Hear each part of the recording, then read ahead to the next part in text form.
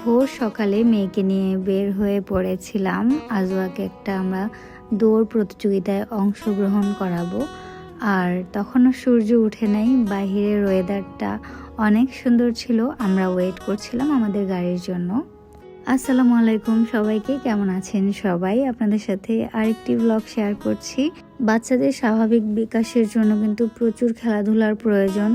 দিন দিন কিন্তু খেলার মাঠ, বিনোদন পার্ক এগুলো প্রায় বিলুপ্তির পথে। আমাদের অফিসের একজন ভাইয়া আমাকে ফোন দিয়ে বলল, আপু এরকম একটা কম্পিটিশনের আয়োজন করা হয়েছে, প্যান্টোনিক্স টাইগার রান প্রতিযোগিতা, আজওয়াকে নিয়ে যাবেন কিনা। তো আমি ডেট জানতে চাইলাম, দেন আজওয়ার বাবার সাথে কথা বললাম। দেন আজওয়ার বাবাও রাজি হয়ে গেল আর আমাকে বলল যে বাচ্চাদের বিভিন্ন অ্যাক্টিভিটিসের সাথে যদি আমরা কানেক্টেড রাখতে পারি সেটা তো খুবই ভালো। দেন আমি বললাম যে ঠিক আছে, তাহলে তোমাকে নিয়ে যেতে হবে। যাই হোক, আমার হাজব্যান্ড রাজি হয়েছে। সেদিন ও অনেক বিজি ছিল, অনেক কাজের ব্যস্ততা ছিল। আর ওই দিন রাত আমি আর আপনাদের ভাইয়া দুজনের একজনও ঘুমাইনি, যেহেতু আমাদের 6:30টায় থাকতে বলেছিল। খুব ভোর সকালে উঠতে হবে, সেই জন্য আমি আজওয়াকে আগেই ঘুম পাড়াই দিই। আর এই যে আমরা চলে এসেছি, যেহেতু সূর্য তখনও উঠে নাই তাই ওয়েদারটা খুব ভালো লাগছিল। আর এই যে আমার পুচকুটাকে একটা ফটোগ্রাফি করার জন্য এখানে বসাই দিলাম। চারপাশটা আমি ঘুরে ফিরে দেখছিলাম, তখনও দৌড়ের প্রতিযোগিতা শুরু হয় নাই। আর এই যে আমার হাজব্যান্ডের চোখে ঘুম, চোখ বন্ধ হয়ে আসতেছে, যে আসলে সারাদিন অফিসে কাজ করছে, দেন বাসায় এসেও রাতে আর ঘুমাই নেই। যেহেতু আমরা ঠিক করেছিলাম যে 5টা থেকে 5:30টার মধ্যেই বের হয়ে যাব। আমার ভালোই লাগতেছিল, আমার মেয়ে একটা প্রতিযোগিতায় অংশগ্রহণ করবে, আর দৌড় প্রতিযোগিতা।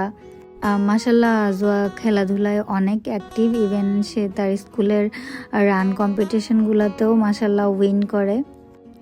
এখানে বড় একটা স্টেজের আয়োজন করা হয়েছে, চারপাশে বিভিন্ন স্টল ছিল, আইসক্রিমের স্টলও ছিল। কিন্তু এত সকালবেলা আজওয়া খাইতে চাচ্ছিল, আমি বললাম যে না, একটু টাইমটা বাড়ুক, দেন মা তোমাকে খেতে দিব।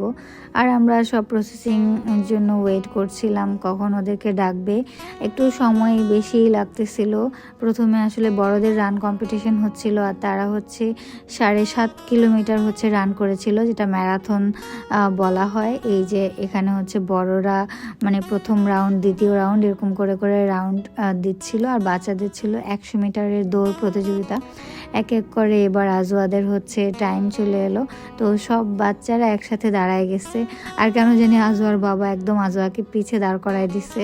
আমি চাচ্ছিলাম যেন সামনে দাঁড় করায়, কারণ এরকম প্রতিযোগিতাগুলোতে একটু সামনে যদি দাঁড়ানো হয় তাহলে দৌড়াতে ইজি হয়। প্রতিযোগিতায় জিততে হবে এমন কোনো ইন্টেনশন আমার ছিল না, আমি জাস্ট চেয়েছিলাম আজওয়া পার্টিসিপেট করুক।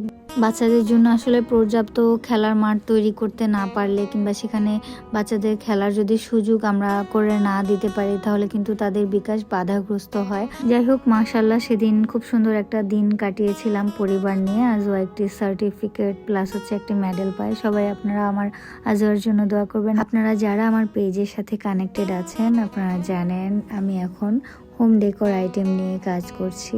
আর এই প্রোডাক্টগুলো খুবই এক্সক্লুসিভ এবং সুন্দর। আর এই সব প্রোডাক্ট আপনাদের ভাইয়া আমাকে চায়না থেকে এনে দেয়।